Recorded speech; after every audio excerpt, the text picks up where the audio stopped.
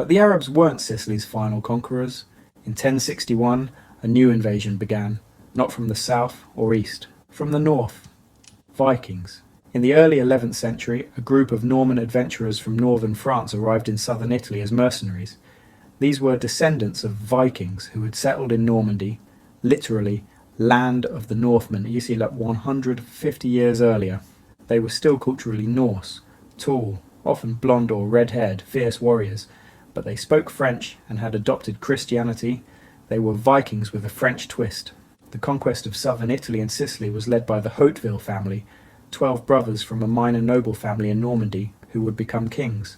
The most famous were Robert Guiscard, Robert the Cunning, the greatest Norman warrior of his age. Contemporary chronicles describe him as blonde-haired, with unusually broad shoulders and a commanding voice that could be heard across a battlefield.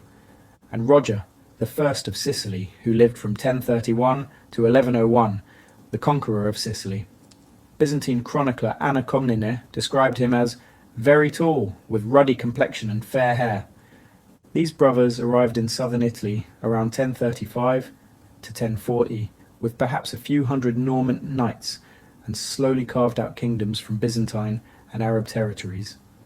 In 1061, Roger I began the conquest of Arab Sicily with a force of only 160 Norman knights and 260 infantry.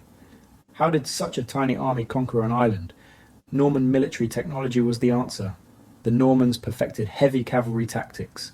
Their knights wore full chainmail armour and fought with long lances from horseback, a combination the Arab defenders had rarely encountered. The Normans were master castle builders. After capturing a town, they'd immediately construct a fortified castle. These castles became control points that couldn't be recaptured. Modern Sicily is still dotted with hundreds of Norman castles.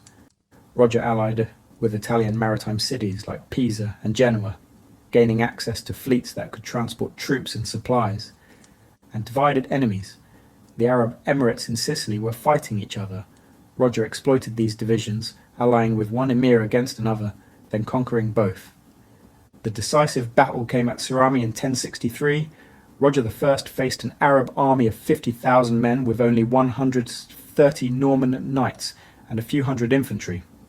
The Norman cavalry charge, heavily armoured knights on large horses,